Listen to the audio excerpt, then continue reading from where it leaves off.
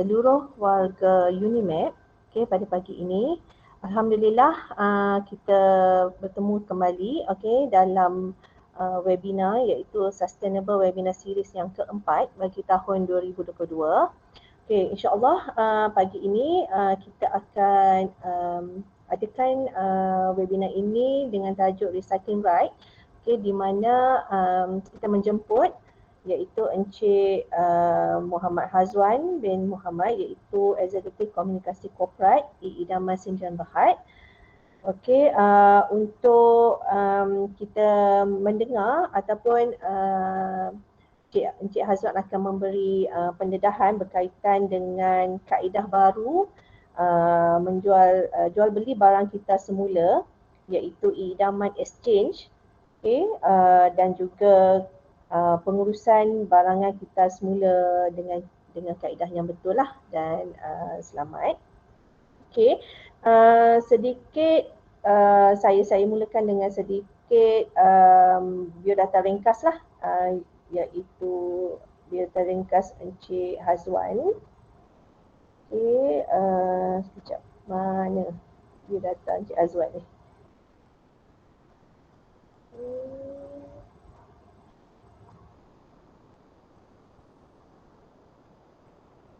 Encik Hazwan berumur 31 tahun, dan telah berkhidmat dengan idaman selama 7 tahun ya Encik Hazwan ya. Iaitu bermula pada 1 Ogos 2015. Ya, Prof. Ya, dan mempunyai ijazah sarjana muda daripada pengurusan bidang polisi dan sekitaran sosial daripada Universiti Malaysia Terengganu.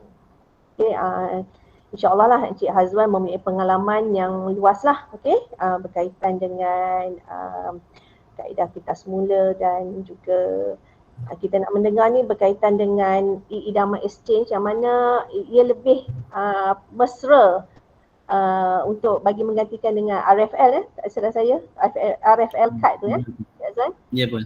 Okay. Alright. Tanpa melengahkan masa, saya terus menyerahkanlah program pagi ini kepada Encik Hazwan untuk mulakan.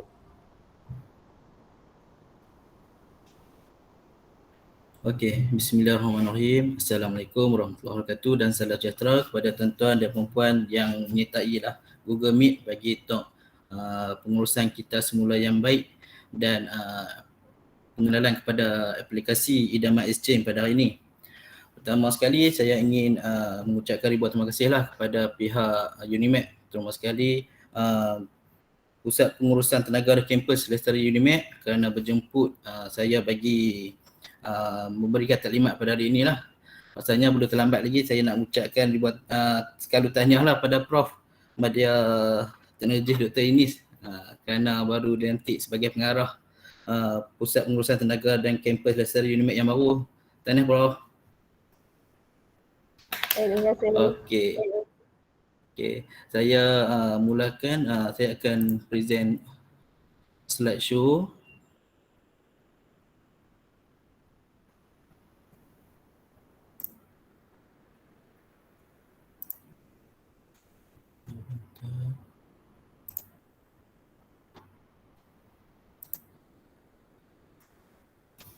Boleh nampak tak semua?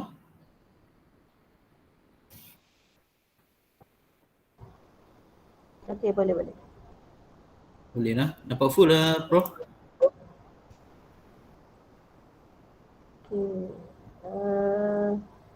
Belum lagi, dia tak ke slideshow lagi. Oh, saya.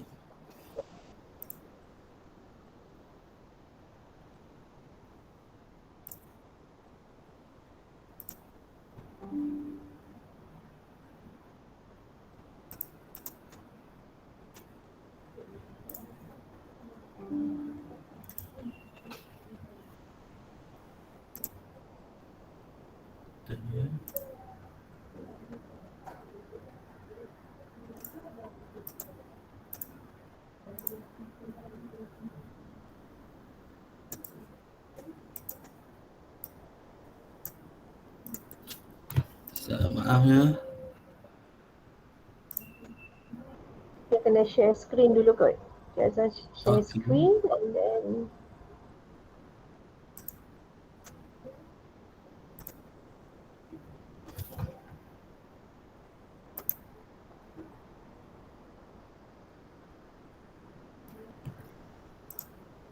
Oh, dia nampak tak full lah bro yang ni. cuba share screen dulu.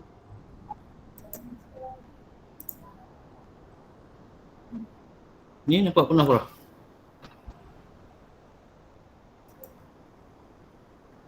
Okey, kami dah nampak slide. Okey, cumanya dia tak ubah ke slideshow lagi lah. Oh, okey. Macam mana?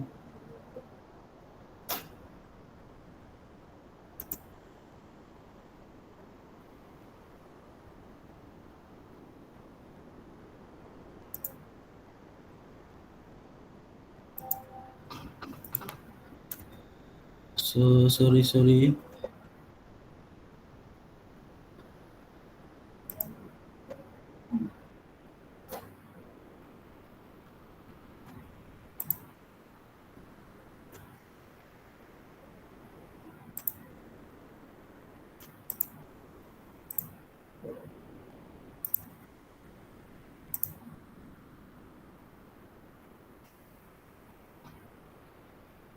Okey, alhamdulillah boleh. Nampak full bro? Ya, nampak.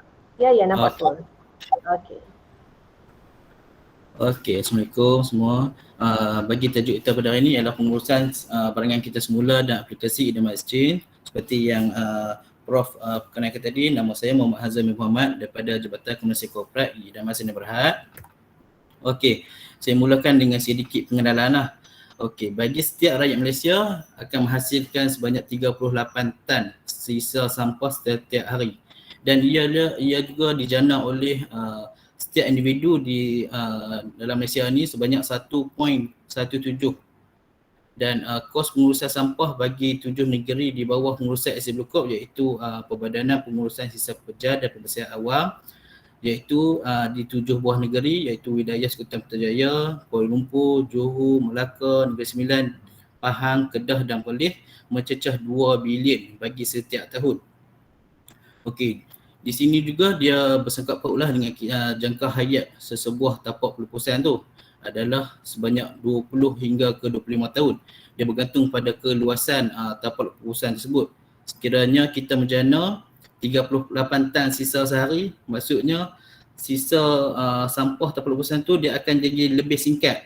Kita jangka dalam 20 hingga 25 tahun, dia kemungkinan dia boleh jadi dalam 10 tahun hingga 15 tahun sahaja. Okey, next. Jumlah kemasukan sisa pembejal ke tapak pelupusan sehari. Di sini saya ambil contoh bagi negeri Kedah dan negeri Perlis saja. Untuk tapak pelupusan padan Cina di Kulim, sehari dia punya average untuk kutipan sampah masuk ke tapak pelupusan sebanyak 874 tan. Dia bersamaan dengan 874,000 sampah lah. Yang kedua pula, yang tertinggi tapak pelupusan Jabi iaitu di Alustar sebanyak 350 tan sampah bersamaan dengan 350,000 kilo sampah.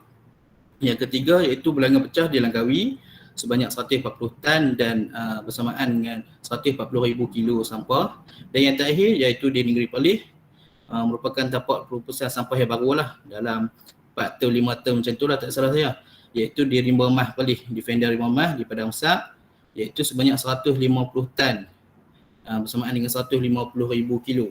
Di sini kita boleh nampak negeri Perlis yang kecil ni pun dah jana 150 tan sampah. Di situ inisiatif Idaman lah untuk membangunkan aplikasi Idaman Exchange ni untuk mengurangkan segala sisa kita semula ni sampai ke tapak pelupusan sampah. Okey, next iaitu saya nak terangkan sikit lah mengenai apa itu sisa pembejal. Sisa pembejal itu ialah bahan yang tidak dikendaki kerana sudah pecah, lusuh, tercemar atau rosak lah, ataupun yang bahasa mudah yang kita boleh kata iaitu sampah lah. Okey, dari mana sisa pembejal ini berpunca, iaitu di rumah kita sendiri, di bangunan perniagaan, sekolah, pasar, pejabat, tempat awam dan lain-lain. Sampah ni di mana-mana pun ada sampah. Setiap orang pada kita akan membuang sampah. Okey. Ini merupakan kadar kita semula Malaysia bagi tahun 2021 iaitu sebanyak 31.67%. Di mana sasaran yang bagi tahun 2022 iaitu 32.50.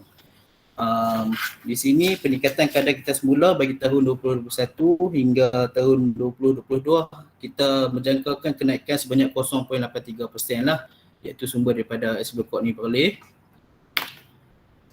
Okey, next. Mengenai kita semula, dia berkaitan juga, konsep dia tu bersamaan juga lah dengan konsep 3R, iaitu kita boleh kata kita semula dan 3R dia bermula dengan reduce lah. Reduce iaitu kurangkan, kuantiti sisa di jana di punca, iaitu kita kurangkan penggunaan sisa-sisa lah, seperti botol-botol mineral kita boleh guna bawa bekas sendiri. Yang kedua iaitu guna semula, iaitu reuse, kita gunakan barangan berulang kali. Contoh beg shopping, kita pergi shopping, kita gunakan beg-beg itu pergi pasar ke, kita guna semula beg-beg yang lama lah. Yang ketiga yang penting iaitu kita semula recycle, kita semula sisa supaya dapat dijadikan bahan yang baru. Okey, di sini saya akan terangkan mengenai kurangkan. Okey, macam saya kata tadi, bawa beg guna semula. Maksudnya kita ni pun dah banyak dah jual lah beg guna semula ni. Dan kita boleh guna untuk kegunaan di pasar raya. Dan kita kurangkan penggunaan beg plastik lah, seperti kita punya PBT orang buat kempen single use plastik, kira penggunaan plastik sekali guna. Kita tak gunakan dah plastik guna, dan pasaraya pun dah mengenakan cas lah. Tak salah saya 2 kupang untuk 1 plastik. Okey, yang kedua kurangkan pembungkusan. Yang ketiga, yang paling mudah, kita gunakan bekas makanan sendirilah. Yang keempat, kita katakan tidak kepada straw plastik, kita tak gunakan plastik. Dan pasaraya ni untuk restoran segera pun dah banyak dah tak guna straw plastik. Yang kelima iaitu jangan guna sekali guna sudut atau garpu. Yang keenam, kita bawa bekas minuman sendiri. Yang ketujuh, kita guna semula botol kaca yang terpakai lah. Maksudnya botol kaca yang kita gunakan seperti margarine, kita punya mentega kacang apa semua, kita boleh guna semula untuk bergaram ke, rempah-rempah kat dapur. Yang terakhir sekali iaitu kita masak makanan sendirilah untuk bawa ke tempat kerja, bawa anak-anak ke sekolah. Okey, next, guna semula. Untuk guna semula ni, kita boleh gunakan semulalah botol-botol plastik kita guna secara konvensional lah. Kita gunakan fungsi botol mineral, guna fungsi yang sama. Contohnya, kita beli botol mineral, kita boleh guna dalam sekali atau 2 kali, lepas tu kita boleh recycle lah. Okay, next, dia guna semula secara kreatif. Kita boleh gunakan botol-botol mineral tu, kita boleh buat semula lah. Kita buat bekas pensel, kita letak bunga. Yang ketiga, penembus gunaan. Untuk penembus gunaan ni, sebagai contoh, pintu yang tidak digunakan ataupun zinc-zinc yang tidak digunakan, kita boleh buat dinding. Kita boleh, maksudnya kita tak buang benda tu, kita guna semula yang bahan terbuang tu. Yang keempat, yang saya cerita tadi, kita penyelesaian semula fungsi guna semula. Yang terakhir, yang kelima, baik pulih. Maksudnya kita baik pulih semula lah. Kalau contoh meja kursi kita yang rosak, kita boleh repair dan kita boleh guna semula kursi tu tanpa kita membelanjakan lebih untuk beli yang baru lah. Okay, next. Yang terakhir adalah kita, boleh tekan height tak yang dekat screen tu? Height. Oh, bawah ni ya?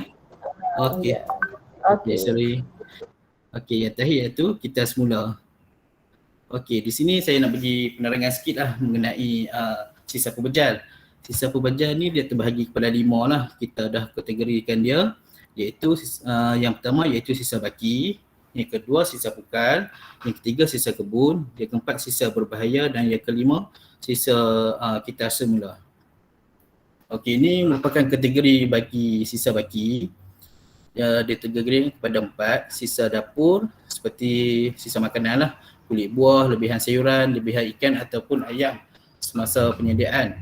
Okey, yang kedua sisa makanan. Lebihan sisa makanan yang tidak habis lah. Sisa makanan ni selalunya dia akan lebih yang paling popular waktu bulan puasa lah. Kita berbelanja dekat bazar, kita makan tak banyak tapi akhir sekali benda tu kita akan buang. Okey, yang ketiga iaitu lampir ke buang. Lampir ke buang ni memang tak boleh kita semula dah lah, memang akan terus buang lah. Yang keempat ia bahan kotor iaitu seperti tisu kotor dan kertas yang terkena tumpahan kotor. Seperti tumpah kopi ke tumpah apa-apa lah. Memang kalau kertas yang kotor memang tak boleh kita semula dah. Okey, next iaitu sisa pukal. Sisa pukal ni seperti katil, sofa dan almari yang rosak. Yang keempat, sisa kebun. Sisa kebun seperti daun kering, ranting pokok, sisa pokok yang ditebang dan sisa berbahaya. Sisa berbahaya ni dia tergolong kategori dalam sisa terjadual lah. Sisa terjadual ni sisa yang kita tak boleh kita semula, memang kena letak tepi. Seperti racun serangga, tincat, tuang racun dan penyembur racun lah. Okey, ni merupakan sisa kita semula ataupun sisa yang mempunyai nilai lah. Yang pertama, kertas. Kertas pun dia mempunyai beberapa kategori iaitu seperti kotak, kotak minuman dan surat khabar. Bagi idaman kami untuk kategori kertas, kami hanya ambil untuk kotak OCC, kertas campur, surat khabar, kertas hitam putih. Yang tu saya yang kami ambil. Untuk yang plastik, sisa kertas semula, botol sabun ni kategori HDPE, botol mineral PET dan plastik LDPE. Yang beg plastik ni yang saya tunjuk ni beg plastik LDPE lah. Beg plastik LDPE ni dia punya ciri-ciri dia mestilah jernih dan dia kenyal. Tu plastik LDPE dia boleh kita semula. Okey, lain-lain seperti tin minuman aluminium, besi, kaca, pakaian terpakai dan barangan elektrik. Okey, ini merupakan cara pengurusan sisa baki yang betul lah.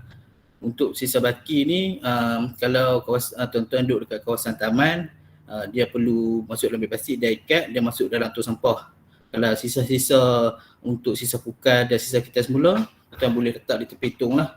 Dia ikut jadual, nanti pihak idaman akan ambil ikut seminggu jadual, seminggu sekali. Untuk sisa baki dalam tong, kita akan ambil seminggu 2 kali. Okey, ini merupakan sisa pukal, sisa kebun dan sisa berbahaya. Perlu asingkan setiap kategori sisa. Kemudian dalam bekal plastik atau bekas yang bersesuaian. Kemudian diletakkan di tepi sampah, tong sampah yang saya beritahu tadi lah. Okey, ini merupakan bahan-bahan yang boleh kita semula dan bernilai. Kotak OCC, surat khabar lama, kertas hitam putih, kertas campur, plastik campur, PET, HDPE, PP, ADPE, aluminium, tin, besi, kaca dan minyak masak terpakai. Okey, ini merupakan contoh kotak OCC. Kotak ni selalunya orang akan salah faham lah. Orang ingat kotak, segala jenis kotak dia merupakan kotak. Di idaman kami kalau kategori kotak, kami hanya beli kotak OCC yang mempunyai lekukan di setiap lapisan tu. Kalau ada lekukan ni dia merupakan kotak lah. Kalau selain daripada tak ada lekukan ni, dia dikira kategori kertas campur. Macam kotak KFC dan kotak kek selalunya dia tak ada lekukan lah. Dia dikategorikan sebagai kertas campur lah. Yang ada lekukan macam ni baru dikategorikan sebagai kotak. Okey, next iaitu contohlah kertas campur yang lain, iaitu segala jenis buku kalau tidak diasingkan kulit dan kertasnya. Contoh kalau buku, kita akan kira kertas campur. Kalau melainkan kalau tuan-tuan asingkan kertas dalam tu dan kulit buku. Kulit buku kita akan dikira sebagai kertas campur. Kulit kalau isi dalam buku tu dikira kertas hitam putih lah. Sebab kalau sekiranya buku tu macam ada color dan kertas jenis yang gelincin kan, tu dikira sebagai kertas campur lah. Tak dikira sebagai hitam putih. Selain itu, kertas berwarna-warni dan pelbagai jenis risalah ataupun segala jenis kertas contoh kotak tadi ada sikit kan. Kotak, segala jenis campur semua dalam satu plastik, dia akan kira kertas campur lah. Okay, next. Ni macam saya kata tadi, ciri-ciri kertas hitam putih. Kertas hitam putih, kertas tu mestilah berwarna hitam atau putih. Lepas tu kulit buku mesti diasingkan dalamnya. Contoh dia kalau kertas hitam putih, dia punya harga sekilo 5 rupang. 50 sen. Kalau untuk plastik kertas campur, sekilo 15 sen. Kalau asing tu dia dapat value harga yang berbeza lah. Kertas hitam putih terdapat sedikit dakwat atau berwarna hitam atau sedikit dakwat berwarna atau tidak mempunyai dakwat langsung. Maksudnya kalau kertas hitam putih macam yang gambar yang saya tunjuk ni, kita dikira hitam putih lah. Melainkan dia ada gambar ataupun dia ada color sikit, kita akan kira hitam putih lagi. Kalau full color, kita akan dikira sebagai kertas campur. Okey, kita masuk kepada plastik. Ini merupakan jenis-jenis plastik yang bernilai dan kita tengok rujuk dia punya simbol lah. Selalunya simbol ni dia ada di bawah botol. Ataupun dia akan letak botol tu, bawah botol dia akan letak nombor 1 ataupun dia akan label sekali PET. Yang pertama, selalunya PET ni dia berada di botol minuman lah ataupun botol mineral. Yang kedua iaitu HDPE. HDPE ni selalunya botol-botol sabun, botol yang jenis kerah. Yang keempat iaitu ADPE. ADPE ni ciri-ciri dia macam saya kata tadi lah, dia mestilah jernih, cerah dan dia boleh ada stretch, dia boleh tariklah, dia anjal. Yang kelima PP. PP ni selalunya terdapat kat bekas makanan lah. Okay, next. Ni contoh-contoh plastik campur. Sekiranya kategori 1, 2 dan 5 dicampur sekali, dia akan dikategorikan sebagai plastik campur lah. ADPE dia tidak boleh campur sebagai plastik campur. Dia diasingkan sebab dia kategori dia lain. Tapi dia masih lagi bernilai lah. Ini merupakan plastik yang tidak boleh diterima dan tidak boleh dikita semula, iaitu PVC. Segala jenis paip dan plastik yang dia bercampur dengan dawai. Contoh kalau pagat, kalau dia bercampur dengan dawai, kita tak terima lah. Kalau paip PVC, dia memang dah dia punya material tu memang dah dikita semula dah. Memang kita tak ambil dah lah. Okay, next iaitu PS. PS ni selalunya kategori untuk polystyrene lah. Straw minuman, bekas makanan dan segala jenis polystyrene memang tidak boleh dikita semula. Okay, next. Ini merupakan segala kategori jenis plastik lah. Okay. Macam saya kata tadi, ni ciri-ciri ADPE, transparent. Plastik wrap tu dia pun boleh kita semula, cuma dia perlu putih. Macam kita wrap makanan pun kan. Tapi kalau boleh, dia kena cuci dulu lah. Benda tu dia macam ajak renyah lah, kena bersihkan, dia kena keringkan. Ni merupakan contoh-contoh plastik ADPE lah. Ni yang terakhir adalah minyak masak terpakai. Minyak masak terpakai, idaman beli sekilo RM2.5. Minyak masak terpakai ni dia punya kategori mestilah dia ditapis dululah sebelum kita jual. Maksudnya sodak-sodak dia tu tak ada dalam botol. Kita akan terima, kita akan tengok dulu minyak masak terpakai tu memang dah diasingkan, dah macam contohlah ada sodak-sodak ikan ke ayam ke, kita kalau boleh kita minta asingkan dululah, tapis dulu lah maksudnya. Okey. Yang terbaru, idaman bermula dalam bulan 9 kita dah mula menerima kaca. Okey, ciri-ciri kaca yang diterima ataupun yang dibeli oleh idaman iaitu botol kaca jenis clear, botol kaca bercolor brown dan botol kaca color hijau. Botol kaca yang macam ni saja dia ambil. Bentuk dia tak kisah, cuma dia mestilah clear, brown dan color hijau. Idaman beli sekilo 5 sen. Ni kira kita punya produk yang terbaru lah yang kami terima. Okey, polystyrene. Kami punya polisi di idaman juga, polystyrene ini tidak kira diharamkan lah di idaman ataupun di segala program-program. Ya, mungkin dekat Unimed pun dah haramkan benda ni sebab polystyrene ni dia banyak negatif dan positif dia. Kalau kita tengok dalam untuk negatif dia seperti risiko kanser, pencemaran bunyi, tak masuk alam dan dia bahan kimia yang berbahaya. Macam kita buh bekas makanan yang panas-panas, dia ada tindak balas kimia lah kat situ. Okay, next. Ni merupakan barangan yang tidak boleh dikita semula. Kadang kita keliru, kita kata benda ni macam barang recycle, tapi kenapa tak boleh kita semula? Okay, saya bagi contoh ke tisu gulung. Tisu gulung tu memang totally tak boleh lah. Dia memang bahan dia tu memang bahan yang kita ambil memang kita semula dah untuk dibuat tisu gulung tu. Selalunya kita ambil daripada atas campur lah untuk dibuatkan tisu gulung. Yang kedua itu bungkus sebut pencuci. Bungkus pencuci ni juga kita tidak boleh kita semula. Beg plastik barangan, styrofoam, rimfai. Rimfai ni juga memang tidak boleh kita semula sebab dia dah bercampur dengan besi dan dia punya material dia pun memang material yang tak boleh kita semula dah lah. Bini ring, betul pek ubat dan pembalut otas A4.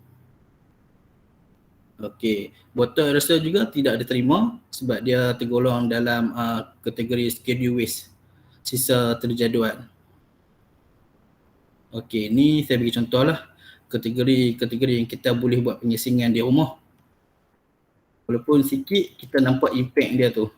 Kalau bawa ke dekat idaman ataupun pusat kita semula idaman ataupun drive thru recycle center, kita asingkan macam ni memang cantik lah, memang kerja kita suka lah.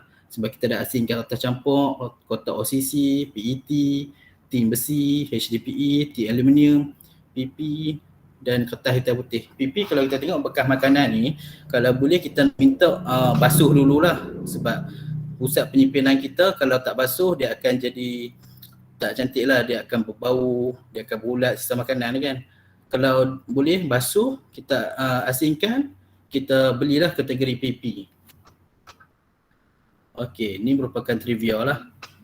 Iaitu untuk tisu tandas, masa dia untuk dilupus dengan sendiri sebanyak 2 ke 4 minggu. Untuk dilupuhkan dengan sendiri, beg kertas sebulan, surat khabar 1.5 bulan, kertas cardboard 2 bulan, sarung tangan kain 3 bulan dan tuan-tuan boleh baca lah. Yang paling lama sekali saya tengok kat sini kacau lah. Anggaran untuk dia dilupuskan dengan sendiri 1 hingga 2 juta tahun. Lama tu. Okey, next iaitu cara pengurusan barangan kita semula. Macam saya kata tadi lah, kalau asingkan barangan setiap barangan tu ikut kategori, dia dapat memudahkan kita untuk ikut kategori dan ada harga yang tertentu lah. Bersihkan sisa kotor, bilas dan keringkan, ikat dan masukkan di dalam beg plastik, kemudian hantar kepada pusat kita semula atau kalau duduk kat taman boleh letak tepi tu sampah hijau lah dan pekerja kita akan berkutik lah. Okay, next, Unimate juga ada sangkai kita semula. Ni contoh-contoh lah pengurusan sangkai kita semula dengan baik. So dia dah asingkan plastik PET ataupun segala jenis plastik dia letak satu kategori, tin atau tin aluminium satu kategori dan kertas satu kategori. Okay, ni kerja kita jumpa juga dekat sangkai kita semula. Sekiranya sisa kita semula tu dia tidak dibasuh ataupun dia dicampur je semua segala benda. Macam kita boleh lihat kat sini macam bekas-bekas KFC. Kalau dia nak kita semula dia boleh cuci dululah. Kalau tak cuci dia macam tuan-tuan boleh lihat kalau tengok rapat dia ada ulat.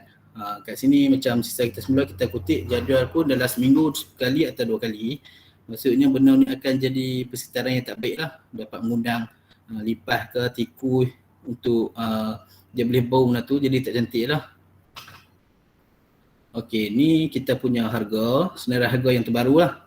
Plastik campur kita beli sekilo 3 kupang. Harga yang dipaparkan harga per kilo. PET 4 kupang, PP 45 sen, lepas tu HDPE 5 kupang, ADPE 5 sen. Tin aluminium yang paling tinggi tin aluminium lah RM3. Tin besi 45 sen, besi 55, kertas campur 15 sen, kertas hitam putih 5 kupang. Macam saya kata tadi, kertas campur dengan kertas hitam putih beza dia harga terlalu tinggi. Kertas campur baru 15 sen. Untuk kertas hitam putih 50 sen. Beza tu dalam 35 sen juga. Memang tinggi lah berbeza lah. Kotak 25 sen, surat khabar lama 30 sen, minyak masak terpakai RM2.50.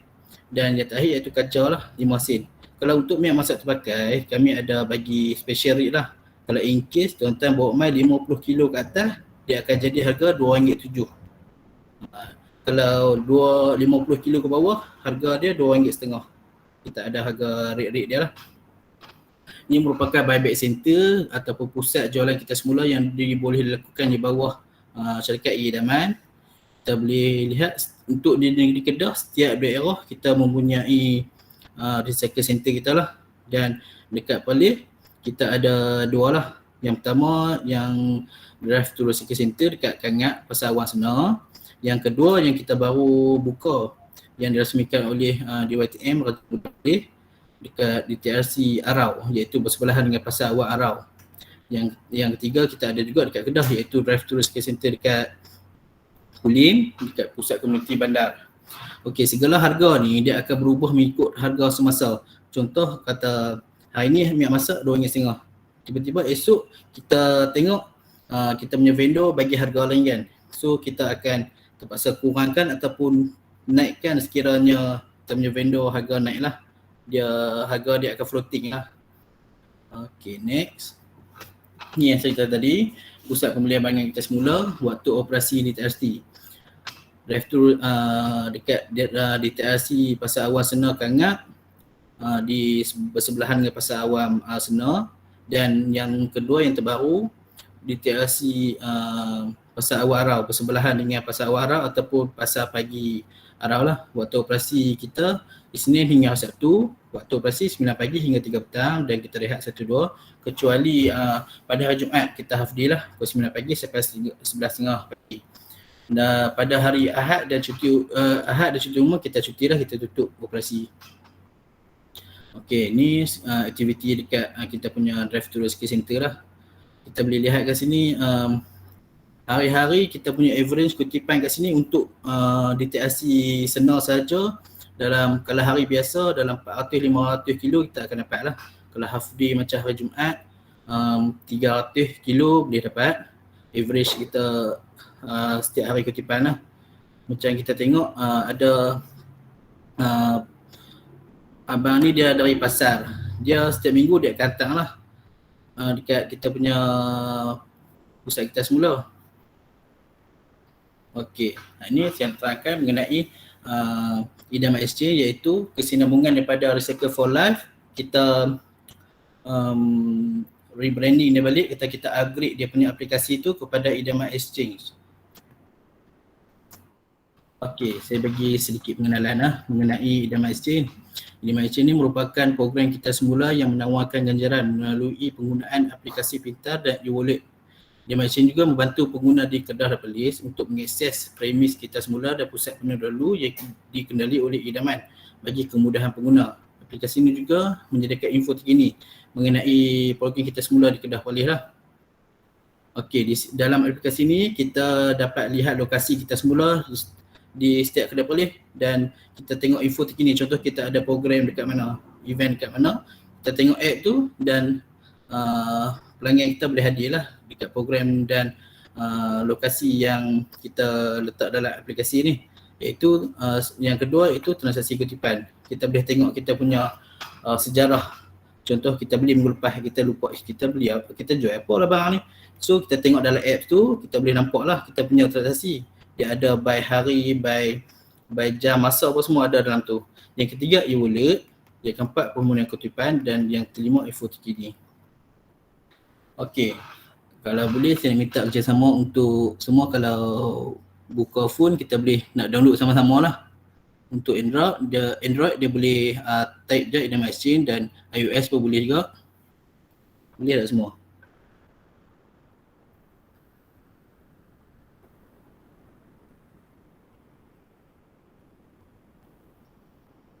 Kita boleh download sama-sama dan kita boleh ni lah, kita boleh through sama-sama lah untuk terangkan benda ni.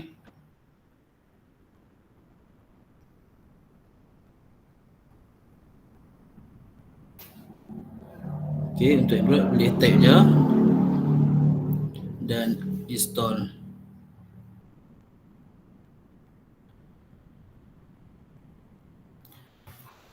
Okey, selepas install dia akan keluar pendaftaran lah.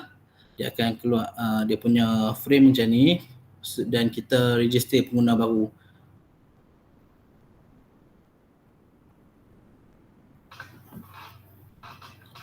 Kalau ada masalah boleh ni lah cakap lah. Register dengan lengkapkan butiran peribadi, nombor IC, nombor telefon, password dan nama, alamat. Isi semua butiran dulu baru klik request OTP lah. Untuk Unimap, kita akan untuk idaman exchange Unimap, kita akan buat satu grouping lah. Grouping tu maksudnya contoh nanti kita akan grouping, contoh kalau Prof nak data daripada Unimap, berapa kutipan data recycle daripada Unimap, boleh hubungi kami dan kami akan bagi setiap data setiap individu yang dekat Unimap lah. So kita boleh tengok kat situ lah dia punya kutipan dia berapa, total untuk tahunan dia berapa. Dia lebih bersistem lah untuk guna aplikasi ni. Ada apa-apa masalah? Semua okey ke? Cik Azwan, maksudnya Ya. untuk alamat tu adakah kita untuk setiap warga Unimap ni kita nak letak alamat rumah ataupun alamat Unimap? Kalau kata untuk tak kisah Prof, boleh je. Alamat rumah sendiri pun boleh. Boleh kan? Jadi tapi email tu macam mana?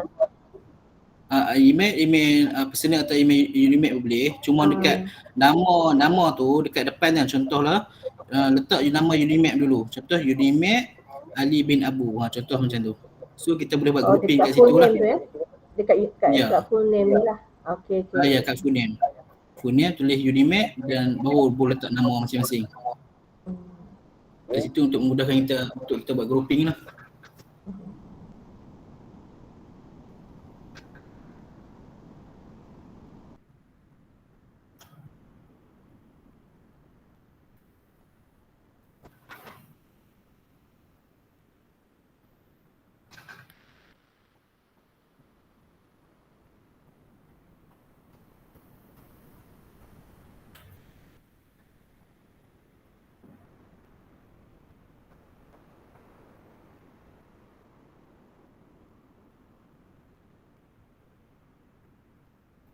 Okay, semua okey ke? Tak ada masalah ke?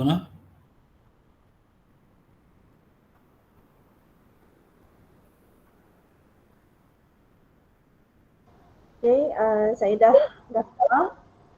Okey dah. Saya dah daftar. Okey, next dia akan keluar macam ni lah frame dia. Paparan utama dia.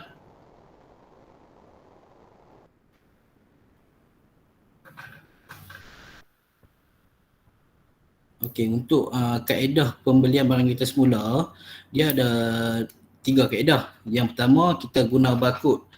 Barcode yang kita boleh dapat dekat frame kat bawah tu, barcode kat bawah tu, kalau pekerja kita main, just tunjuk barcode tu, dia akan scan lah selepas dia buat timbangan apa semua. Yang kedua, kalau terlupa bawa handphone dekat pejabat kat atas kan, kita boleh juga letakkan key in nombor telefon ataupun nombor IC. Letak nombor telefon atau nombor IC, pekerja kita akan search, dia akan keluar jugalah. So tak ada isu lah kalau tertinggal phone ke apa ke. Ataupun Unimap boleh sediakan satu serangga nama untuk waktu kutipan kan. Okey, boleh tick je yang mana yang bawa, kita timbang lah ikut individu masing-masing.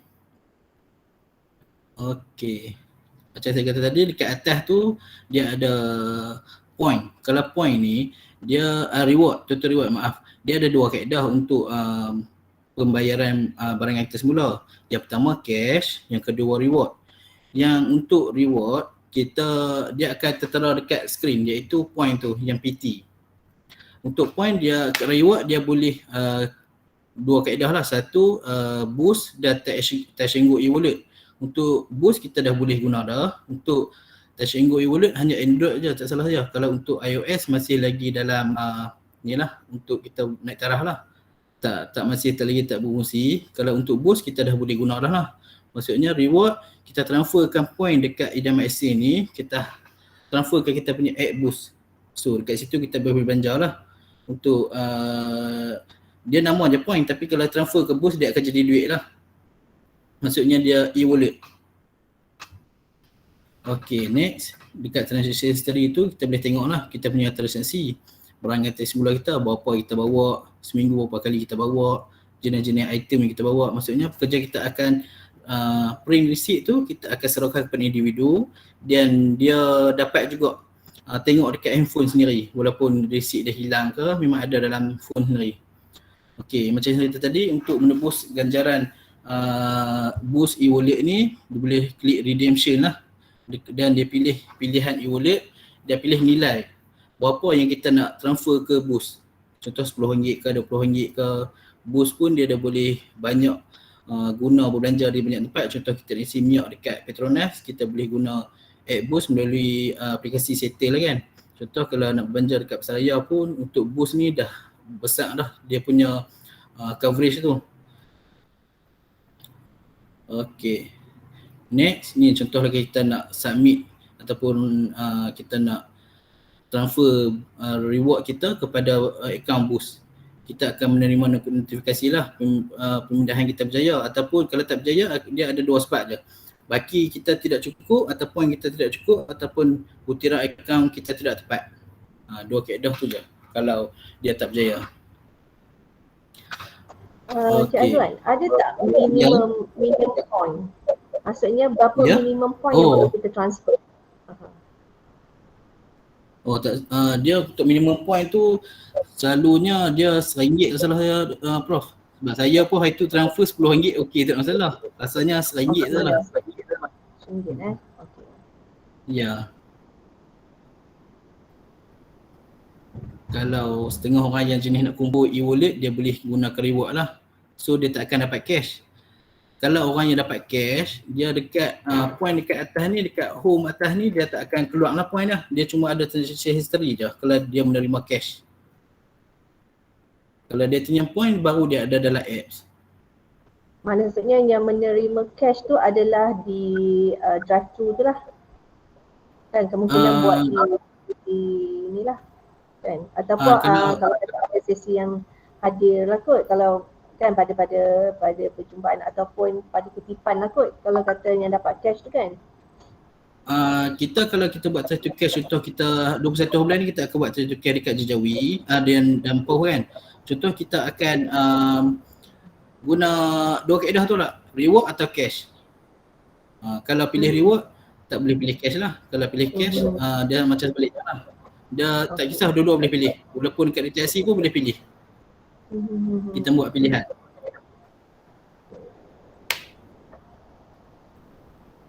Okay, boleh Prof? Ya, kutipan tu tak silap saya ada dua. Nanti kita akan buat di Pauh. Satu kutipan di Pauh, satu lagi kutipan tu di Jejawi. Ya. Di Jejawi pun ada juga. Maksudnya ada warga yang duduk di Tangga boleh datang di Dragon tu lah. Tempat biasa yang kita buat tu lah. Ya, betul. Ini merupakan kita punya idaman exchange center lah. Setelah ni idaman dekat Kedah atau Perlis kita dah fully guna idaman exchange punya app lah.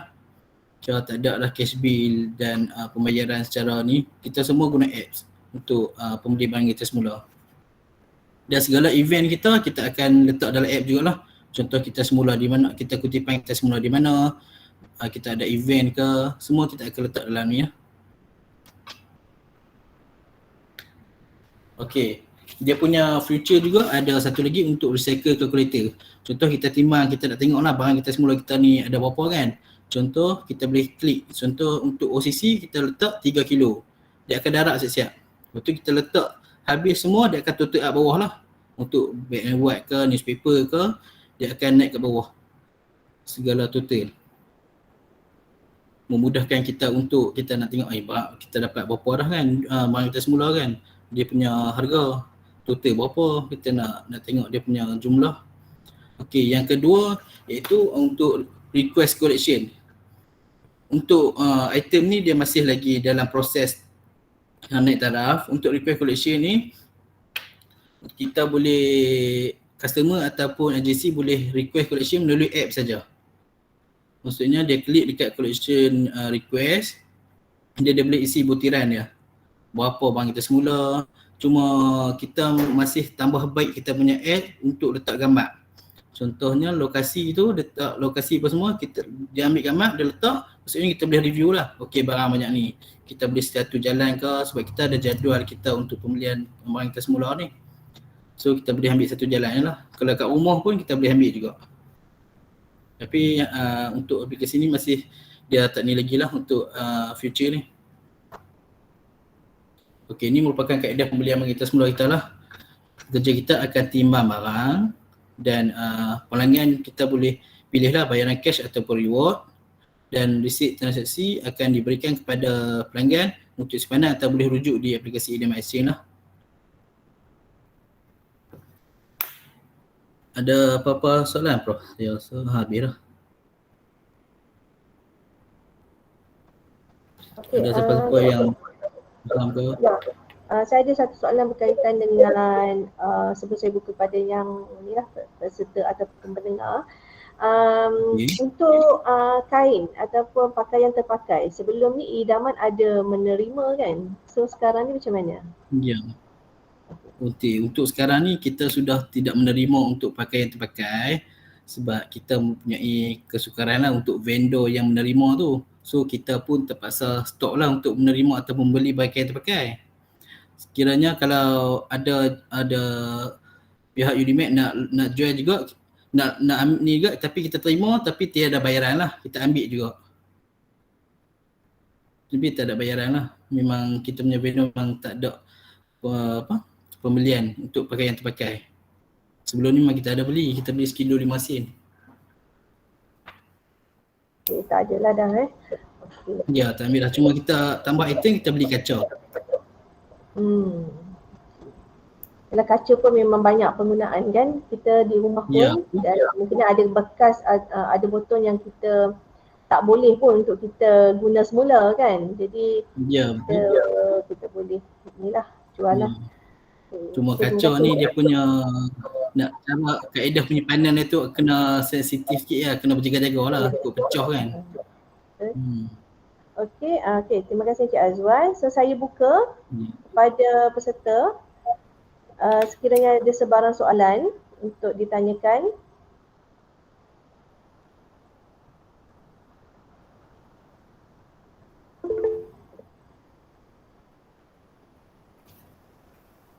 Sambil-sambil menunggu tu boleh kita isi sekali hadiran, link kehadiran.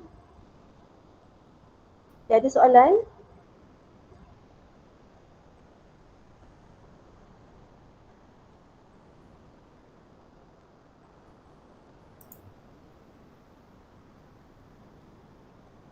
Okey, di chat spot ada soalan daripada saudari Nur Fazliana. Okey, kaca seperti cermin nako boleh diterima atau tidak? Okey, kalau untuk kaca cermin aku kita tak terima lah. Kita hanya terima botol kaca saja. Botol kaca yang macam saya tunjuk tadi lah. Botol yang clear, botol yang color brown dan color hijau sahaja. Buat masalah kita terima 3 jenis tu saja.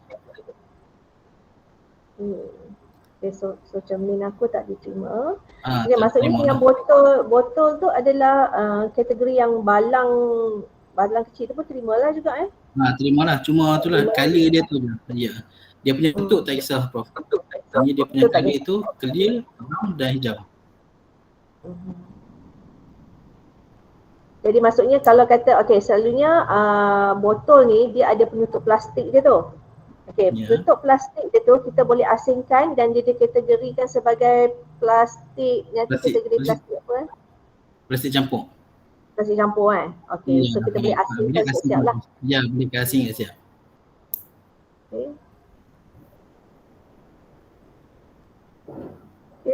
Soalan lagi?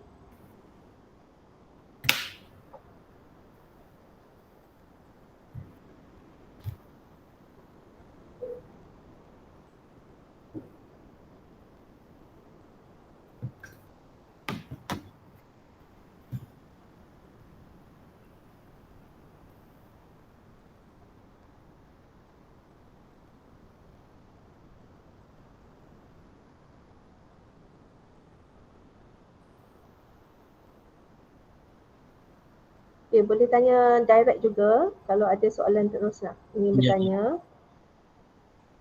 Okey, daripada Dr. Nur Farahiyah. Okey, label kepada botol minuman dikategorikan sebagai plastik campur juga ke? Label. Label botol minuman yang dia punya keliling tu lah, Prof. Kalau dia punya keliling tu tidak boleh kita Depan semula, dia. Prof. Adakah itu kan maksudnya? Kalau yang tu dia tak ada kategori untuk barang kita semula ataupun plastik. Kalau Yang label dia punya tu kan, ya. okey, maksudnya yang Itu label tu kita biar ke kita kena cabutkan dulu? dia biarlah, tak ada masalah. Tak ada masalah lah. Dia biar. Ya. Okey, seterusnya daripada Dr. Sohiful. Botol plastik minyak kenderaan seperti enjin oil, ATF oil boleh diterima atau tidak? Okey. Nak ikut dia botol plastik minyak kenderaan ni, dia kategori dia HDPE. Tapi dia disebabkan dia masuk minyak kenderaan seperti enjin minyak enjin apa semua, dia dikategori sebagai sisa terjadual. Sebab dia ada sisa kimia kan. Tu kita tak terima lah benda tu. Okey. Melainkan kalau cik rajin nak cuci untuk buang sisa minyak tu, kita akan terima sebagai ni HDPE lah. Tapi itulah dia ni sikit kan. Okay, ada cadangan. Maksudnya jenis-jenis botol tu kadang-kadang kita benda ni kita simpan di rumah kan. Okay, bekas plastik minyak kenderaan tu kadang kita ada. Jadi macam mana kaedah kita nak buat? Sebabnya dia adalah buangan terjadual. Selalunya buangan terjadual ni adalah diuruskan oleh kontraktor yang telah mendaftar dengan JS lah. Okay, so kalau kata kategori macam tu, sebab ia kategori household juga ni. Tapi hazardous household. Yang tu macam mana kaedah yang sesuai lah. Kalau kaedah pelupusan yang sesuainya, kalau pihak kami memang tak boleh buat apa, memang masuk dalam tong lah, Prof. Sebab kita nak menguruskan dia tu dengan tak ni lah. Okey, seterusnya daripada saudara Asmawi, plate aluminium adakah dalam kategori steel ke? Kalau plate aluminium dia macam bingkai tingkap rumah apa semua, dia dikategorikan sebagai aluminium lah. Dia bukan kategori steel. Steel ataupun dia plate ada satu lagi, plate aluminium dan plate besi. Kalau plate besi kita kategorikan sebagai tin besi lah. Dia ada jual jenis macam kerja kita, dia akan kena pastilah dia pun dah ni dah kan. Okey, pekerja yang akan datang buat kutipan tu dia akan kena pastilah jenis steel ke, jenis aluminium ke. Okey. Ya, betul. Okey, seterusnya daripada saudari Annie Sumiyanti. Okey, Assalamualaikum Cik Azwan. Just nak beritahu saya dan office mate memang selalu jual barang untuk RFL. Pernah beberapa kali kami terkena di mana barang-barang yang kami dah siap asingkan ikut nombor kod tapi ditimbang sekali semua sebagai plastik campur. Penat kami asingkan untuk dapatkan hasil jualan yang lebih sedikit. Bila dikira sebagai plastik campur ni, nilai jualan tu jadi berkurang. Okay, so harap lepas ni tak jadi kes macam ni. Okay, untuk isu ni lah. Macam mana tu? Ya, baik. Okey, terima kasih Puan Ini. Dia selalunya kita dah kerap berulang kali lah kita punya kerja. Sebab customer memang dah asingkan, dah alert untuk asingkan barang kita semula. Macam plastik, PET, HDPE dan PP. Dan kita minta mereka timbang untuk sebagai asing untuk harga lah kan. Tapi nanti kita akan timbang untuk kerja kita supaya dia asingkan ikut jenis lah. So dia anggap dia dah penat asingkan tu maksudnya dah ikut kod tu semua kan. Tapi dia kategorikan sebagai plastik campur. Ya, ataupun nanti kita akan terima bekerja kita. Maaf tu salah daripada pihak kami lah. Okay, ada soalan lagi?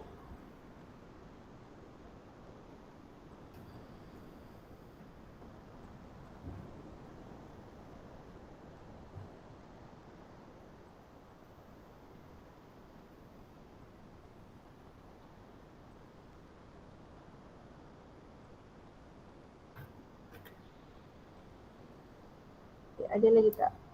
nak bertanya. Okey, soalan saya daripada kad RFL, saya tak pasti, macam saya memang dah tak ada lah dah baki dalam kad tu. Okey, siapa sekiranya ada lah yang kita dah ada kad RFL tu, baki duit dalam tu macam mana tu kita nak guna? Ataupun kita boleh transfer ke dalam exchange ni? Untuk baki kad RFL, kalau boleh habiskanlah untuk KRFL sebab dia punya vendor tak sama untuk idam IC ni. Memang dia kena habiskan dengan RFL, still lagi boleh habiskanlah. Dia berbelanja ikut pasaraya, rasanya Giant masih lagi menerima tak salah saya. Dia boleh habiskan dan idam IC ni maksudnya dia app yang baru walaupun dia kesinambungan daripada RFL. Okey, habiskanlah maksudnya kita tak pakai. Ya, habiskan. Seri utama masa tu masih lagi tak? Sebab di Perlis ni dia punya tu hari tu seri utama kedai yang masuk itu. Ya, pasaraya seri utama dengan Giant. Giant saja dua tu lah. Ya, sekiranya mereka dah tak boleh contoh tak terima lah dia punya terminal tak ada ke, boleh hubungi saya lah. Nanti kita akan check dengan vendor kita balik. Okey, boleh. Cik Azwan nanti boleh bagi telefon number lah untuk ni. Ya, baik. Okey, Puan Annie ada soalan juga tu. Pakaian yang masih elok tu dah diterima untuk jualan semula, sebelum ni tak diterima. Tadi saya dah tanya soalan tu tadi kan, tak diterima lah. Kiranya ada pakaian masih elok yang nak bersedekah, kita masih menerima. Dan pihak idaman dari sebelum kita ada buat satu projek lah ataupun program free market. Kita akan pergi ke pasar-pasar pagi, dekat pasar pagi Sepampat, pasar pagi Arau ke, kita akan buka booth sekali tu, so penduduk boleh mengambil kita punya pakaian. Pastikan pakaian yang tu dah diasingkan dan elok lah kan, budak-budak ke, baju t-shirt ke, selalunya yang orang selalu ambil seluar, baju dan pakaian budak. Selalunya kalau kita pergi tu memang akan habis lah, sold out lah. Okay, maksudnya bukan untuk jualan tu tak adalah kan? Cuma diberi secara percuma. Ya.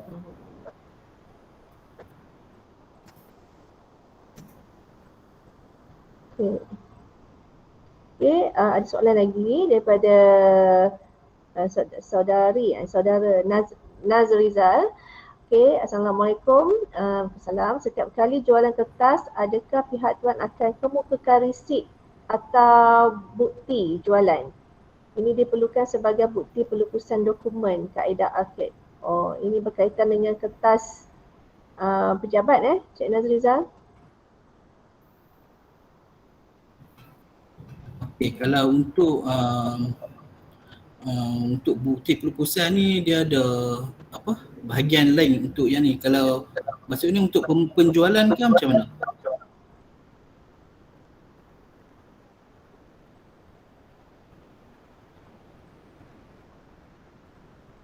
Sebab dia kalau untuk pelupusan ni dia ada kaedah lain pula. Contohnya customer akan ikut kita untuk lupuskan sampai ke landfill. Sebab dia rekod sulit kan. Kalau rekod tak sulit boleh jual, kita akan bagi resit macam biasa lah. Tak ada masalah. Maksudnya kita buat proses ni berasingan lah. Ya. Permohonan dia adalah berasingan lah kan, kalau kata untuk pelupusan dokumen ni. Contoh macam baru-baru ni saya buat dekat sekolah SMK Datuk Ali, cikgu dia nak pelupusan buku teks. So saya tanya cikgu nak lupus ke, cikgu nak jual macam biasa? Cikgu kata jual macam biasa sebab dia dah declare dengan jabatan, memang hak ni tak ada masalah apa untuk jual. Contoh kalau macam Unimed, in case lah ada estate yang buku-buku sulit lah kan, so memang tak boleh jual. Tapi yang ni maksud Cik Nazrizal ni setelah diluluskan oleh ARCAD, kami akan buat jualan dan tunjukkan buku jualan. Kita akan keluarkan resit, tak ada masalah, ada resit. Kalau kuantiti banyak, Cik Nazrizal boleh hubungi saya. Kita akan set satu date untuk pergi dekat tempatan Cik Nazrizal lah. Jadi mudah kan? Cik Azwan boleh tulis nombor telefon tak dekat ruangan chat box? mungkin boleh ya. Ya, saya dah letak dah nombor telefon. Apa-apa boleh hubungi saya lah di talian, WhatsApp boleh, call boleh, tak ada masalah.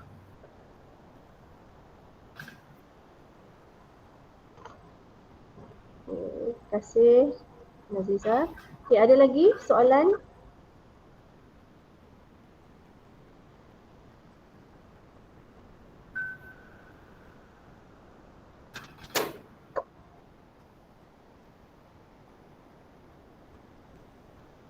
Okey, saya rasa macam tak ada soalan dah.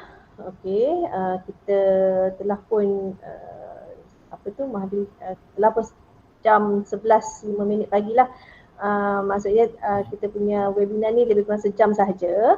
Okey, dan saya ucapkan terima kasih banyak-banyak lah kepada Encik Hazwan atas penerangan yang diberikan, okey, dan jenis kaedah pengasingan, kaedah pengurusan barang-barang kita semula, dan juga pengenalan kepada idaman exchange, okay, yang nampaknya lebih mesra kan, mesra kepada pengguna, okay, dan kita boleh gunakan sebagai transaksi secara e-wallet lah, okay, dan ada juga yang prefer secara cash kan, so terpulang kepada keselesaan masing-masing lah untuk menggunakan kaedah yang mana. Okay. Jadi saya rasa saya sudahilah di sini program kita, webinar kita pada pagi ini, dan insya-Allah untuk makluman kepada semua warga Unimed, kita akan ada sesi kutipan tu tadi, kutipan dan juga jualan barang kita semula pada 21 September, okey, yang mana di PAU pusat kita akan buat kutipan di sangkar kita sebenarnya yang disediakan, dan juga di tapak e-waste lah. Okey, ada dua tempat kutipan. Dan di Dragon ataupun di Jejawi itu adalah di kompleks pusat pengajian Jejawi 3. Itu adalah tapak kutipan ataupun kutipan dan jualan kita semula yang selalu kita buatlah di area Jejawi. Jadi insya-Allah pada 21 hari bulan tu sama-samalah kita boleh bawalah barang masing-masing yang ingin kita semula di situ nanti. Okey, terima kasih banyak Encik Muhammad Hazwan. InsyaAllah kita akan jemput lagi untuk sesi yang akan datang. Sekiranya ada info ataupun pengumuman ke ataupun aktiviti ke yang idaman akan jalankan lagi, okey, insyaAllah kita akan panggil. Dan di sini saja daripada kami, saya mewakili pihak Pusat Pengurusan Tenaga dan Kampus Lestari Unimed mengucapkan ribuan terima kasih atas masa yang diluangkan oleh semua warga Unimed, okey, untuk mendengar sesi ini. Okay, Assalamualaikum. Okay, Assalamualaikum. Terima kasih semua. Terima kasih. Terima kasih.